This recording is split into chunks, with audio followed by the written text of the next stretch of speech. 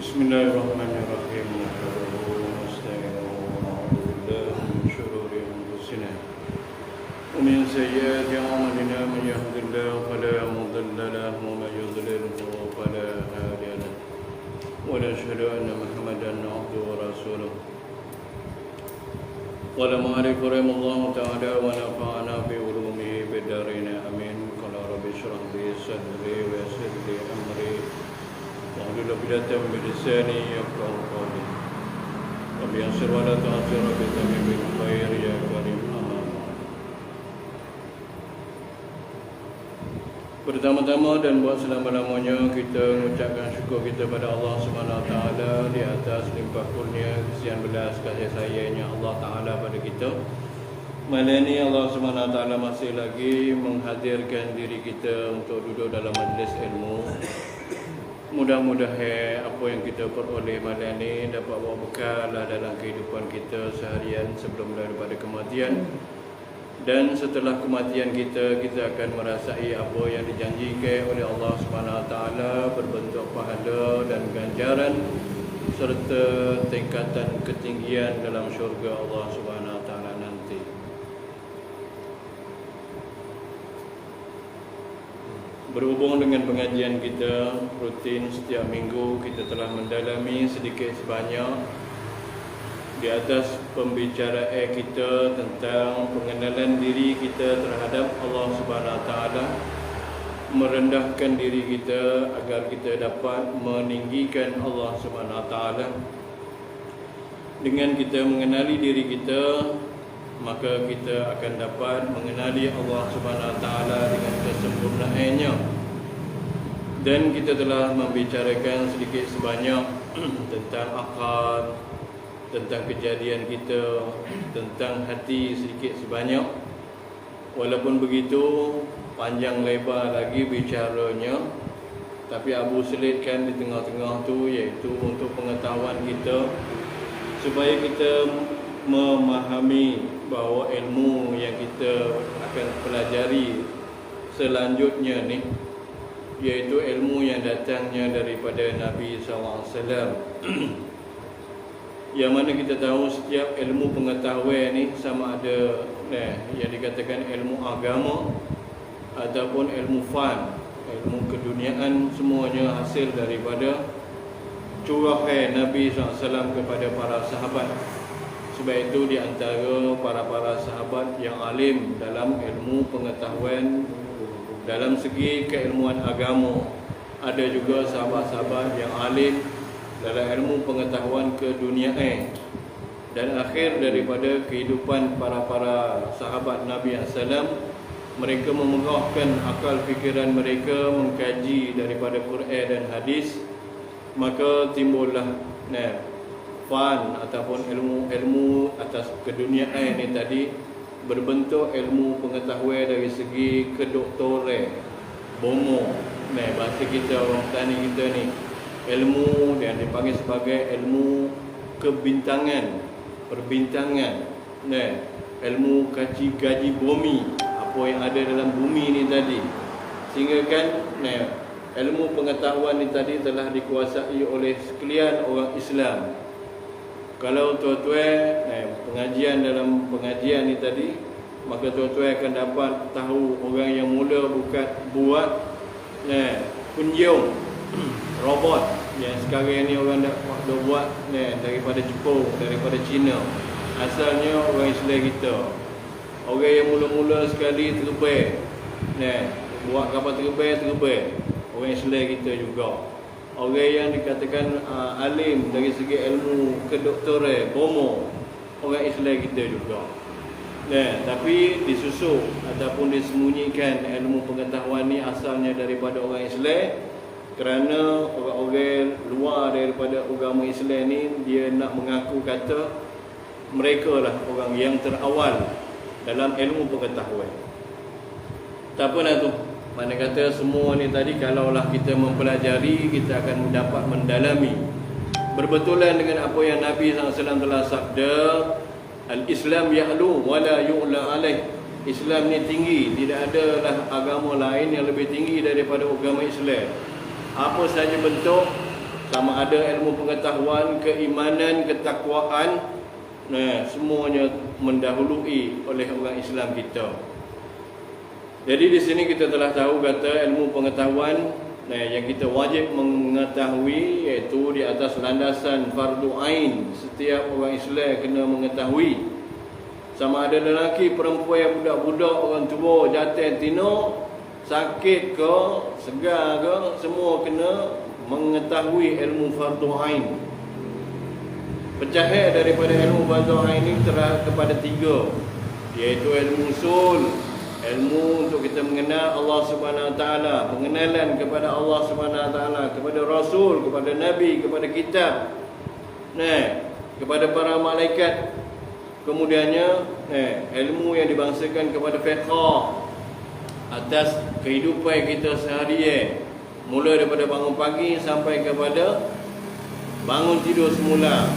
Kemudiannya apa saja yang dikatakan sebagai ibadat, muamalat, munakahat, jenayat, semua tu kena landaskan dengan ilmu pengetahuan, iaitu ilmu fiqh.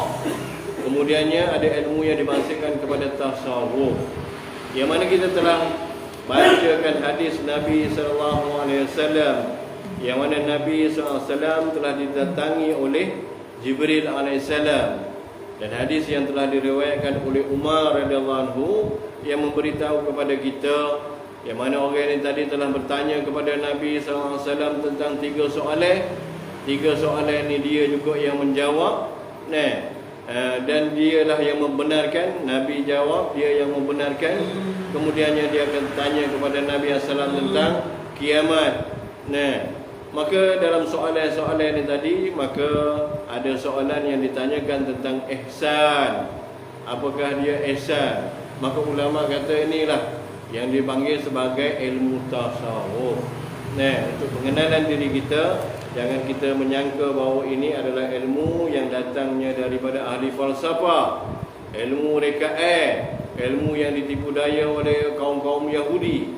Maka telah kita nyatakan minggu lepas bahawa kata daripada Nabi SAW sampai kepada sahabat Nabi SAW.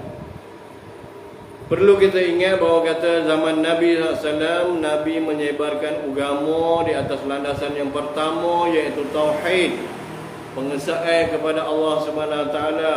Di zaman jahiliyah, manusia bertuhankan selain daripada Allah Subhanahu Wa Taala, yang mana mereka mempertuhankan berhala, Lat dan Uzza dan Manat dan sekalian bahala-bahala yang lain 360 ekor.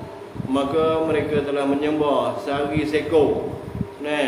Maka mereka tumpukan permintaan mereka kepada berhala-berhala ni, segala hajat mereka agar ditunaikan.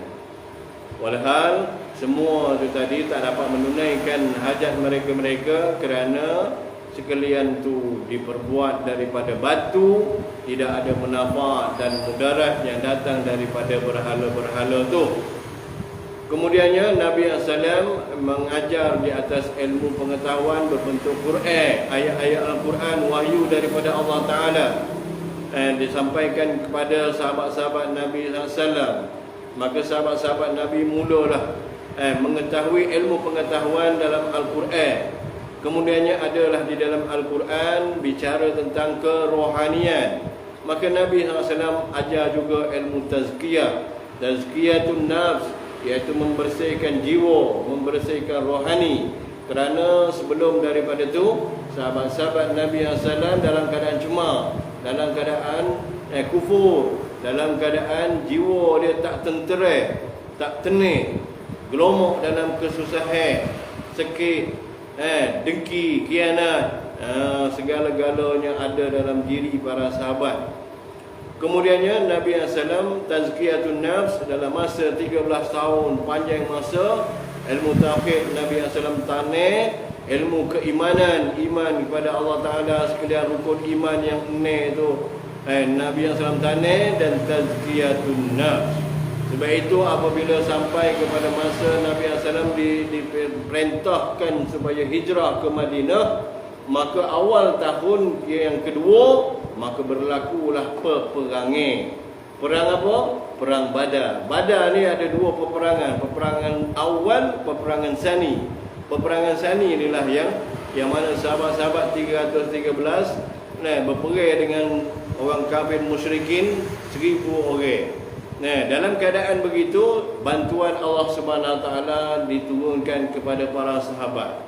Maka kalaulah kita renung di atas sejarah ni tadi, maka kita akan faham kenapa para sahabat dibantu oleh Allah Subhanahu Wa Taala setelah 13 tahun mereka di Mekah dalam keadaan susah payah, dalam keadaan tidak ada harta kekayaan, dengan kedudukan mereka sebagai orang yang dihina oleh masyarakat. Tetapi bila beralih kepada Madinah, mereka dapat pertolongan daripada Allah. Tak lain dan tak bukan kerana mereka, jiwa mereka telah bersih dari segala kotoran-kotoran maksiat. Dengan taubat mereka, dengan rendah diri mereka, dengan sifat qanaah mereka, dengan sifat zuhud mereka, dengan segala sifat yang dipuji oleh Allah Ta'ala ada pada diri para sahabat. Dan kerana keyakinan mereka yang betul kepada Allah Subhanahu Wa Taala, kecintaan mereka kepada Allah, kepada Nabi, kepada alam akhirat, maka mereka dapat pertolongan daripada Allah Ta'ala. Ketika itu mulalah sahabat-sahabat diperangi oleh orang-orang kafir musyrikin, orang Yahudi, orang Nasara. Mulalah memerangi para sahabat sehingga kan berlakulah sampai 150 peperangan. Sahabat kena perang sampai 150 kali peperangan. Dalam situ hanya sedikit saja peperangan yang Nabi SAW serta, yang lainnya sahabat-sahabat Nabi saja tidak ada bersama dengan Nabi SAW. Jadi di atas peperangan ni tadi, kerana mereka menyebarkan agama Islam. Kena faham cerita kena faham. Bila mereka menyebarkan agama Islam, maka tazkiyatun nafs dalam diri mereka telah sempurna. Di mana? Di Mekah dulu. Maka berjalanlah mereka di atas muka bumi Allah Subhanahu Wa Taala ni tadi dengan pencucian diri.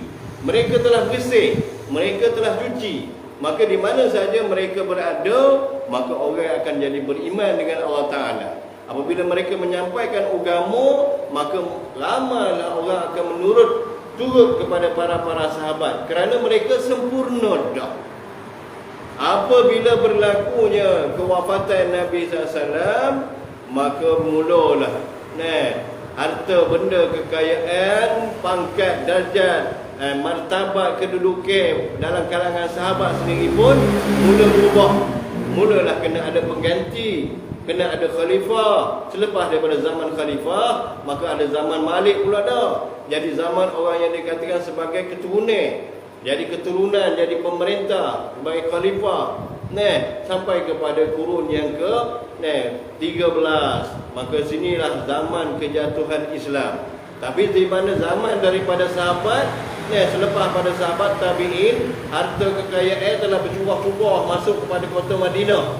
Maka berubahlah sedikit sebanyak dalam kalangan para sahabat jiwa-jiwa mereka. Tapi ada orang yang kekal. Ada di kalangan mereka yang kekal menjaga diri mereka supaya tak berubah.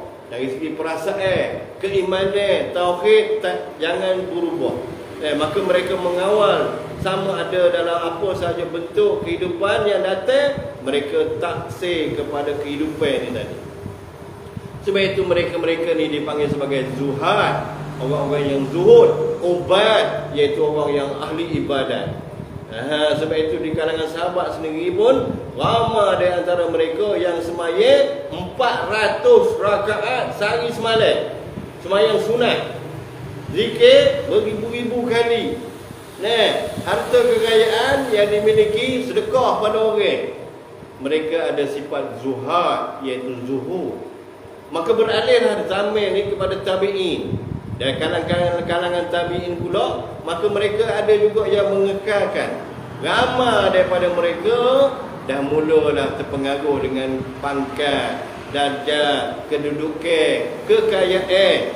Maka ilmu ni tadi mulalah jadi sebagai satu perkara yang asing di kalangan mereka-mereka yang tumpu kepada kekayaan ni, kepada pangkat, darjat. rasa benda ni satu perkara yang baru. Walhal ini adalah ajaran daripada Nabi SAW.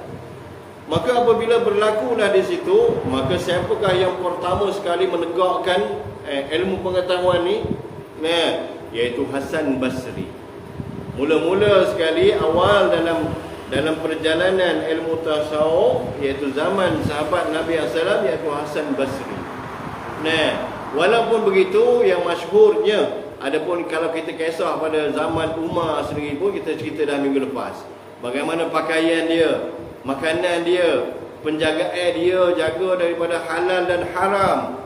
Bagaimana Abu Bakar Siddiq radhiyallahu anhu, bagaimana Utsman, Abdul Rahman bin Auf, Ali radhiyallahu anhu, kehidupan dia lagu mana dengan Fatimah, anak kepada Nabi sallallahu. Makan dia lagu mana, minum dia lagu mana, tempat tinggal dia lagu mana. Hasan dan Husain sampai ke Bulureh, tak makan susu pada tubuh Fatimah sendiri pun tak ada nak suapkan kepada Hasan dan Husain.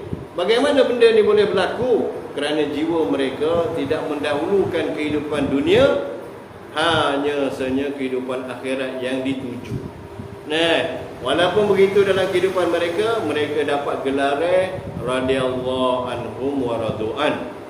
Jadi apabila Hasan Basri mula, maka Hasan Basri telah membawa di atas awal-awal daripada, sebab melihat kepada para sahabat, ramai di kalangan mereka yang telah menumpukan kepada kekayaan, harta-harta yang telah melimpah daripada ghanimah daripada segala tempat-tempat telah mula datang kepada Madinah.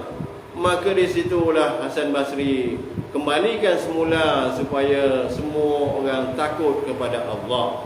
Di atas ajaran pertama, iaitu takutkan kepada Allah Subhanahu Wa Taala, Hasan Basri telah memulakan dalam perjalanan ilmu tasawuf, membawa manusia kepada takutkan kepada Allah Subhanahu Wa Taala.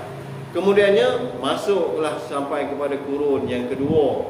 Maka di situ pula beralih daripada pengajaran kepada takut kepada Allah kepada zaman Rabi'ah Al-Adawiyah, iaitu seorang perempuan hamba yang mendorong kepada sekalian anak murid dia, alim ulama yang telah menjadi anak murid dia, bawa kepada apa?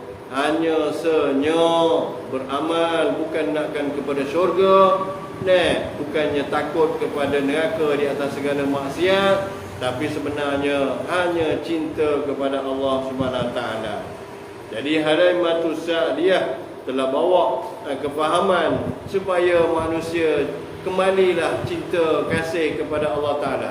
Ini adakah mari daripada Rabi'ah Adawiyah saja? Dia seorang yang bawa mari? Tak. Asalnya mari daripada Nabi. Nabi ajar sahabat supaya cinta kasih kepada Allah Ta'ala melebihi daripada segala-galanya.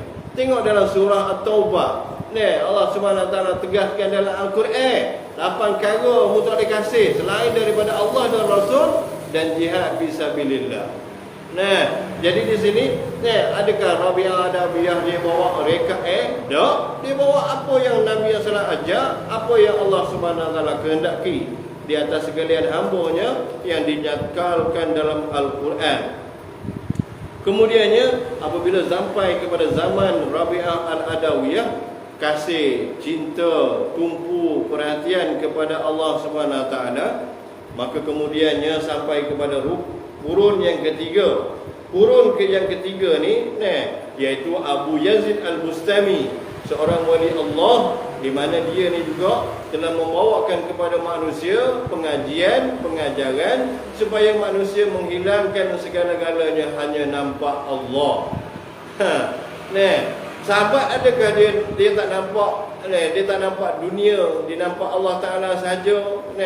Jumpa dengan Abu Yazid Al-Bustami, begitulah juga. Kerana Abu Yazid Al-Bustami juga ambil pengajian daripada para sahabat juga. Pengajian ni tadi orang panggil bersanad sampai kepada sahabat, sampai kepada Nabi SAW.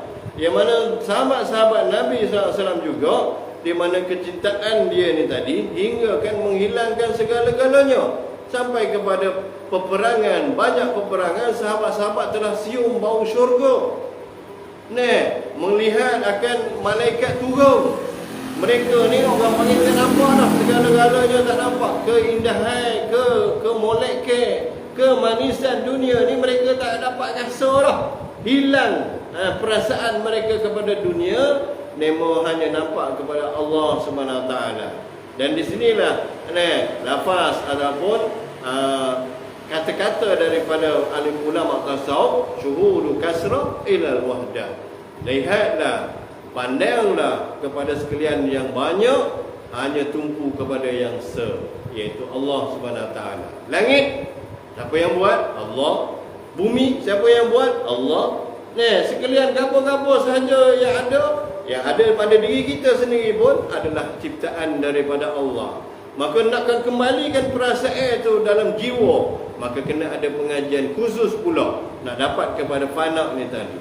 Kemudiannya di zaman ni juga ada seorang yang dinamakan sebagai alim ulama, iaitu Hallaj. Maka Hallaj ni tadi dia ambil pengetahuan daripada Abu Yazid Al-Bustami, sehingga kan perasaan yang telah mendahului diri dia sampai dia ni telah mengeluarkan daripada mulut dia, anal haq, aku adalah sebenar. Haq adalah nama kepada Allah Subhanahu Wa Taala. Nama Allah Taala 99, salah satu daripadanya Al-Haq. Kalau kita sebut dan turutannya Al-Haqqul Wakil, Al-Majid, ada nama-nama Allah Subhanahu Wa Taala yang 99. Tapi kalau ikut sejarah yang kita akan dapat daripada kitab-kitab Turash, maka kita akan dapat nama Allah Taala ni 3000. Kita yang tahu berapa? Allah Rahman Rahim, Razik. Kita tahulah sikit tu. Khaliq, iaitu yang pencipta. Tu saja yang kita tahu. Lain daripada tu, maka kita tak berdoa di atas nama-nama tu tadi. Mafhum daripada hadis Nabi SAW, siapa yang berdoa dengan asma', dengan nama-nama Allah Subhanahu Wa Taala, Asmaul Husna, maka doa dia dimakbulkan oleh Allah Subhanahu Wa Taala. Baik itu kena ada masa. Kita buat masa tumpu kepada Allah Ta'ala, berdoa panjang-panjang, sebut nama Allah sampai habis 99 tu. Lepas tu doa lah. Hari ni kita tak ada nama Allah Ta'ala pun kita tak ingat, maka gelisahlah kita, tak kaya-kaya, tak senang-senang, tak sihat-sihat. Kerana apa? Kerana kejahilan dalam diri kita. Orang yang alim, maka dia ingat, dia tahu, maka dia mengapa? Dia usaha supaya apa? Supaya apa yang dihajat dalam hati dimakbulkan oleh Allah Ta'ala. Maka Allah Ta'ala pun tak menzalimi diri kita. Dia ajar berlaku dah melalui lidah Nabi SAW. Hanya senyap kita je yang tak mendalami. Al-Hallaj, dia lahir, dia wafat pada 309 Hijrah. Maka dia ni jadi kontroversi, orang panggil bahasa tengok. Bahasa kita ni jadi sebagai satu perkara yang jadi satu kemuskilan kepada masyarakat, sampai mengatakan anal haq, aku adalah yang sebenar, ataupun kita bangsakan kepada aku adalah Tuhan. Bagaimana ada boleh berlaku begini di zaman ni? Dia hidup di zaman Abbasiyah, yang ketika tu menjadi khalifah, iaitu Al-Muqtadir Billah. Zaman Abbasiyah memerintah mula-mula zaman siapa? Mula-mula zaman khalifah. Lepas tu zaman Umayyah, lepas tu Abbasiyah, lepas tu Utsmaniyah. Mana kata kita telah belajar dah daripada zaman ke zaman sampai di hari ni. Tapi kerana kita tak mengingati, maka tak ingatlah. Bagi orang yang ingat, dia ingat. Tapi kalau nak ingat semula, kena tengok video semula. Jadi bila zaman Abbasiyah, iaitu pemerintahan Muqtadir Billah, maka Muqtadir Billah telah buat hukuman kepada Al-Hallaj ni tadi, hukum bunuh. Kerana apa? Ketika tu gelomok dalam politik. Dalam politik dia pun orang mari nak memerintah, rebut kekuasaan dia dan sebagainya. Masyarakat lagi dengan pahamai-pahamai Mu'tazilah, Jabariyah, Qadariyah, Mujassimah, banyak pahamai-pahamai yang timbul ketika tu.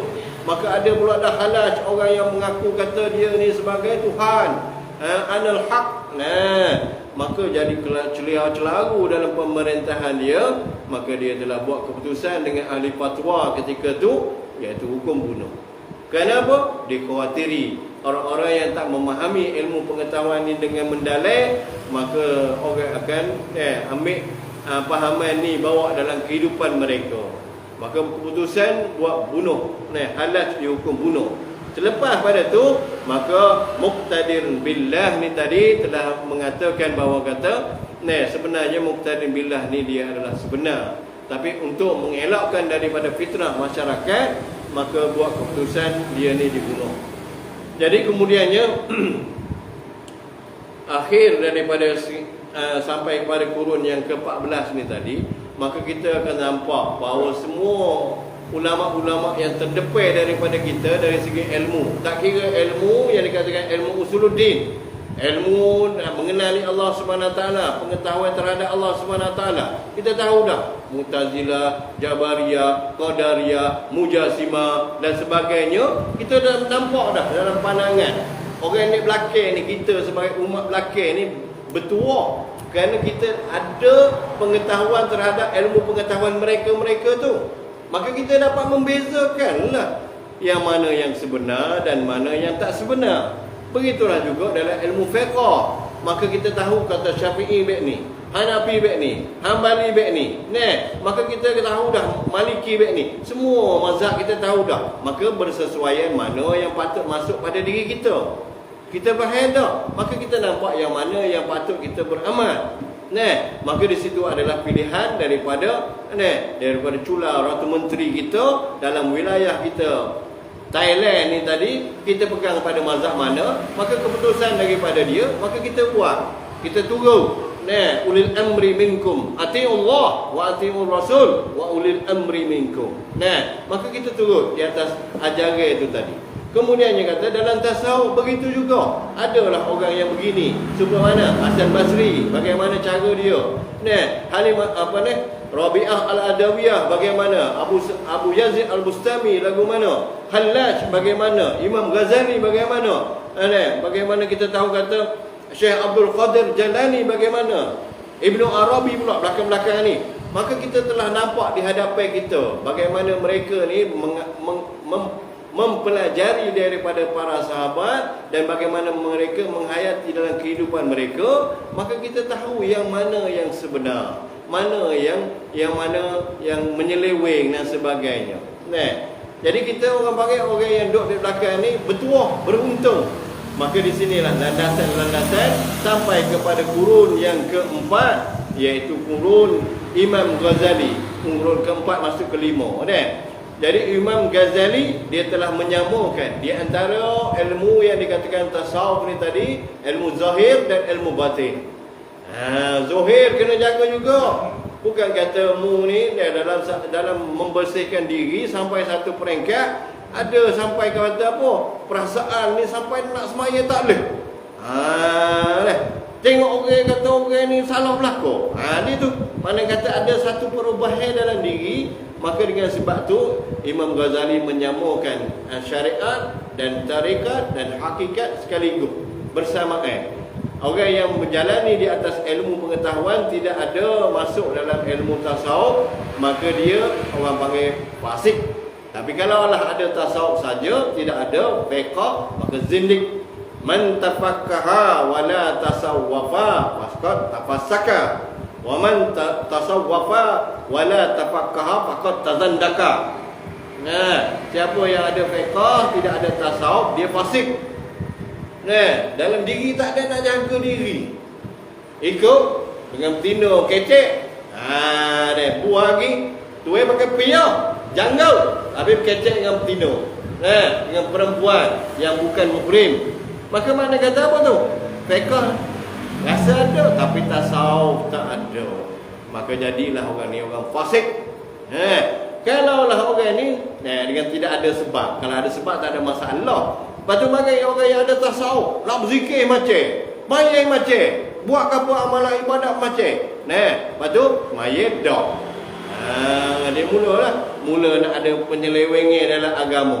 hukum hakam telah lucut bagi diri aku. Ini orang panggil menyeleweng daripada landasan ajar agama. Maka Imam Ghazali kata tak boleh orang begini. Salah. Sebab itu dalam dunia di hari ini, dua imam yang dijadikan sebagai contoh teladan untuk jadi mazhab kepada ilmu tasawuf, iaitu Junaid Al-Baghdadi dan Imam Ghazali. Dua ni. Kalau fiqh, Syafi'i, Maliki, Hanafi, Hambali. Kalau tauhid, Abu Hasan Asy'ari, Abu Mansur Maturidi. Dari situ. Kemudian dia kata dalam zaman Imam Ghazali, pembawa ke dia kepada ilmu pengetahuan setelah dia mengatakan dia mendalami ilmu pengetahuan, semua ilmu pengetahuan, ilmu falsafah, ilmu mantik, apa saja ilmu dia kata aku telah mendalami, aku sampai tebing, sampai pada penghujungnya. Tapi ada satu ilmu yang aku mendalami, aku berenai dalamnya, aku menyelai dalamnya sampai aku tak ada menemui kepada tebing kesudahan ilmu. Apa dia ilmu tu? Ilmu tasawuf. Bagaimana dia boleh menjadi ilmu tasawuf? Walhal mula-mula dia adalah ilmu fiqh, dia alim dalam fiqh, walaupun setengah ulama kata dia kurang dalam segi hadis. Tapi dalam ilmu fiqh, laik falsafah, laik apa saja ilmu, dia mendalami seluruhnya.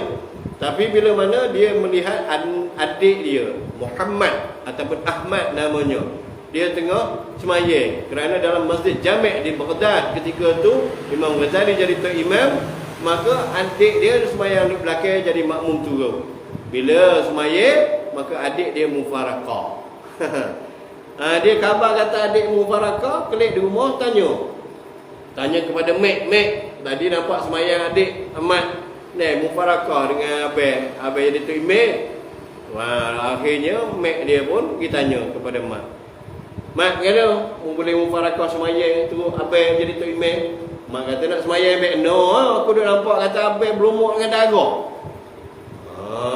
Mak pun ajak kepada abang Ghazali ni tadi, Abu Hamid. Kemudiannya Abu Hamid ni berjumpa dengan adik dia, tanya, bagaimana mu tahu? Aku tahu, aku nampak kata mu tengah semayang berumur dengan darah. Sungguh ketika aku semayang tadi, semayang depan dengan Allah. Tapi dalam hati dia, dalam fikiran dia, kerana dia alim dengan fiqh ni, dia orang panggil nak mengeluarkan satu-satu hukum ketika zaman ni, zaman dulu tu lah. Kita ni tak apa saja masalah rujuk pada kitab boleh.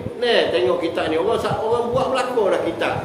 Orang kaya berlaku dah kitab. Tengok kitab ni boleh kita kitab ni. Tapi zaman dulu tak ada kitab kurang. Hanya orang-orang alim saja yang ada dalam akal fikiran mereka. Maka nak dapatkan ilmu pengetahuan ni kena kaji sendiri sampai kepada martabat ilmu jadi mustahid, barulah dia boleh buat hukum, hakam, fatwa dan sebagainya.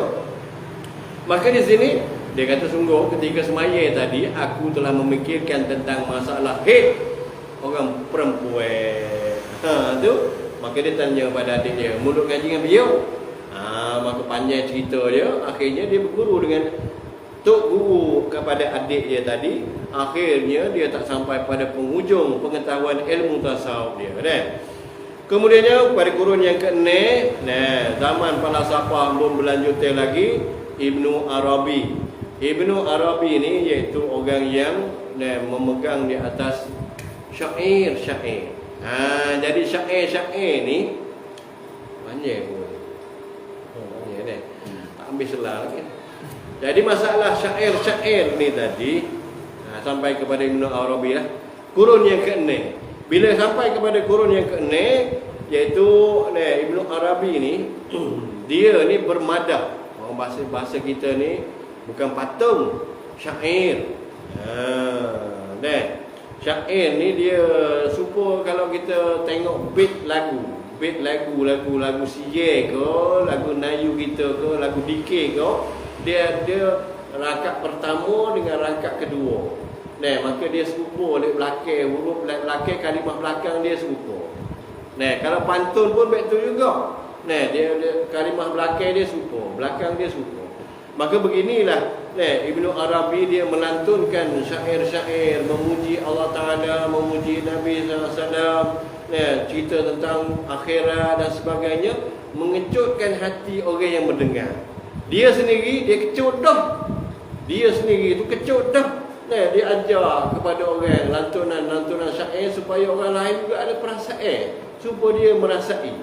Jadi dalam sini kalau kita tengok pantun, syair, madah, puisi, maka adakah mereka ni buat sendiri? Kita tengok daripada nakalan daripada riwayat penyair-penyair Nabi SAW. Di zaman Nabi SAW ada penyair, orang yang melantunkan syair-syair, puji-pujian berbentuk syair ni tadilah lagu lah orang panggil. Satunya iaitu Hasan bin Sabit. Hasan bin Sabit ni dia dapat tugas, iaitu dia ni untuk memuji Nabi SAW kerana orang kafir ketika tu, kafir Quraisy, Yahudi, Nasara, dia mencela Nabi SAW dengan syair-syair dia. Ketika waktu Nabi SAW nak menegakkan agama Islam ni, tauhid kepada Allah, maka orang pakat cemeti Nabi SAW, conti, cela Nabi SAW. Pakat yang pandai syair, pakat yang pandai gocok. Orang panggil cari jalan untuk menjatuhkan Nabi. Maka di sini Hasan bin Sabit ditugaskan kerana dia pandai bersyair, dia digunakan untuk memuji Allah Ta'ala, sanjungan kepada Allah, cerita tentang Allah, cerita tentang Nabi, cerita tentang akhirat, sehingga kan ramai orang boleh masuk Islam dengan mendengar syair daripada Hasan bin Sabit. Yang keduanya iaitu Abdullah Ar-Rawahah. Abdullah Ar-Rawahah juga orang penyair, tapi dia ni digunakan syair-syair dia untuk perang. Dalam peperangan, orang sahabat-sahabat letih dah, tak gerak dah lah. Maka tak gerak letih ni tadi, orang panggil semangat. Bila pom dengan syair, maka sahabat dia bersemangat semula dengan sebab mendengar syair-syair daripada Abdullah bin Rawahah. Ada juga Ka'ab bin Zuhair. Dia juga salah seorang daripada sahabat Nabi SAW, yang mana dia ni ditugaskan juga untuk memuji Nabi SAW. Asalnya dia orang yang syair dari agama lain, iaitu bukan agama Islam. Dia mencela Nabi SAW dengan syair dia, tapi bila dia jadi orang Islam, dia memuji Nabi SAW dengan syair juga. Yang keempatnya iaitu Ka'ab bin Malik. Ka'ab bin Malik ni tadi sahabat Nabi SAW yang ada dalam peperangan Tabuk, yang ada 3 orang yang dilucutkan supaya pisah dengan isteri, pisah dengan hubungan sesama sahabat, jangan kecek dengan dia kerana dia tak pergi peperangan Tabuk. Tapi dia ni naik atas-atas, maka dia bersyair, melaungkan syair-syair penyesalan terhadap diri dia. Dia ni adalah antara sahabat Nabi yang melantunkan, menyampaikan syair-syair di atas penyesalan diri. Dan syair-syair dia ni ramai ulama-ulama ambil ngapa, masukkan dalam diri bila rasa sedih baca. Kemudiannya ada lagi dalam mazhab kita, dalam Syafi'i kita, Maliki, Hambali, ada juga. Kalau Imam Syafi'i, dia kata ahabbu salihin walastu minhum la'allallahu in yu'ti bihim. Imam Syafi'i, orang panggil syair masyhur dia. Orang panggil syair juga, Imam Syafi'i bersyair juga. Syair yang bawakan kepada hati ni tadi lembut, hati ni tadi rasa penyesalan, hati ni tadi nak membawa kepada, nakkan kepada mendekat diri dengan Allah Ta'ala. Aku menghendaki jadi orang soleh walaupun aku bukan daripada mereka itu.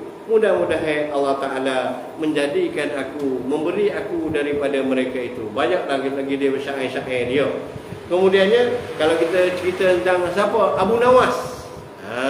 Waktu zaman siapa? Harun Ar-Rasyid. Harun Ar-Rasyid dia ada 2 orang. Dia punya apa? Orang bawah dia tu mana kata penghibur dia. Abu Nawas orang yang sentiasa membawa kepada cerita-cerita, membawa kepada dia tersenyum. Harun Ar-Rasyid. Tapi ada satu lagi, iaitu siapa? Bahlul. Bahlul ni adalah wali Allah. Bahlul ni dia sentiasa perli.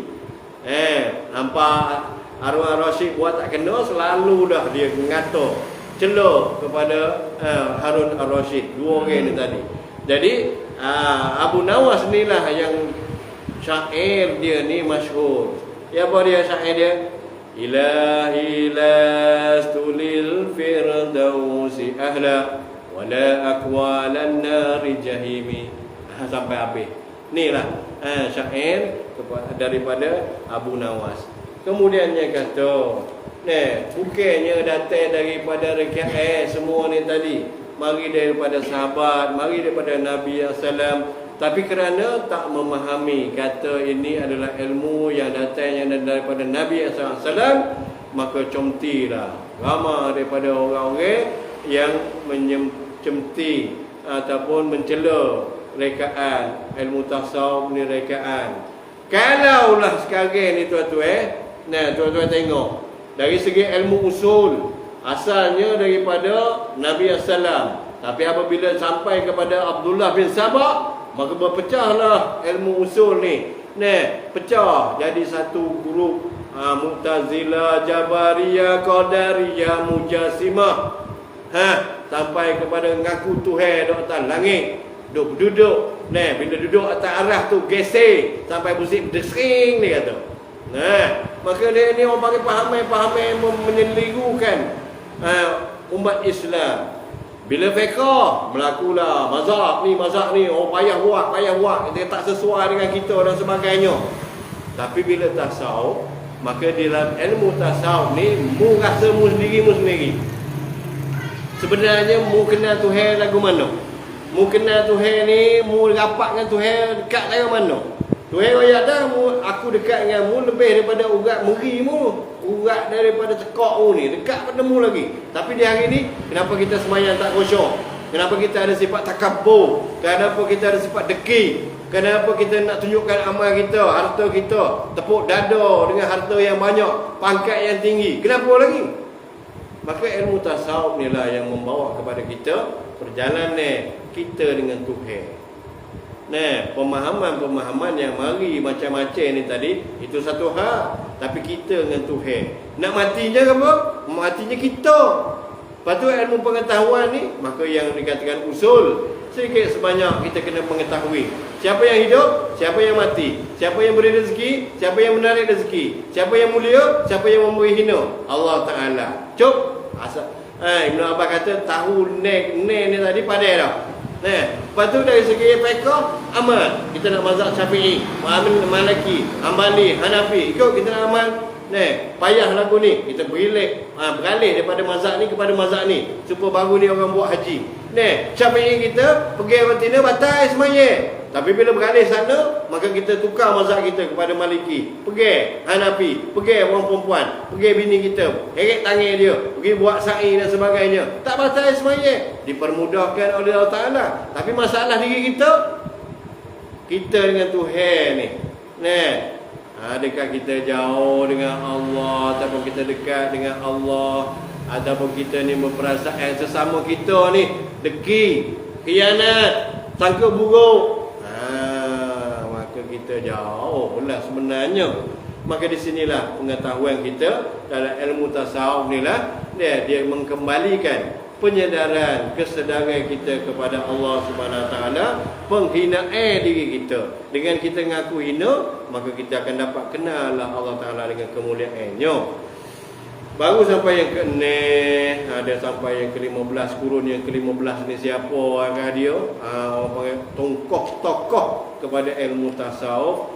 Dan kita akan tahu mengaji lagi kenapa sampai ada tarikat 32 tarikat di atas dunia ni tadi, yang dikatakan sebenar. Ada pun lebih pada tu yang tak sebenar. Apakah dia tarikat-tarikat tu? Kita akan mengaji juga.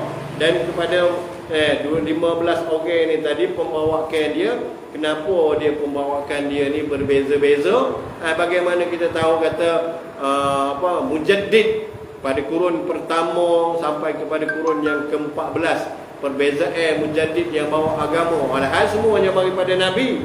Tapi kenapa zaman-zaman ni berbeza? Maka ini adalah orang panggil rahmat daripada Allah Ta'ala, nak menunjukkan kata amalan kita yang kita ambil ni tadi semuanya mari daripada Nabi Assalam, asalkan kita dapat pengetahuan yang sebenar. Wallahu a'lam.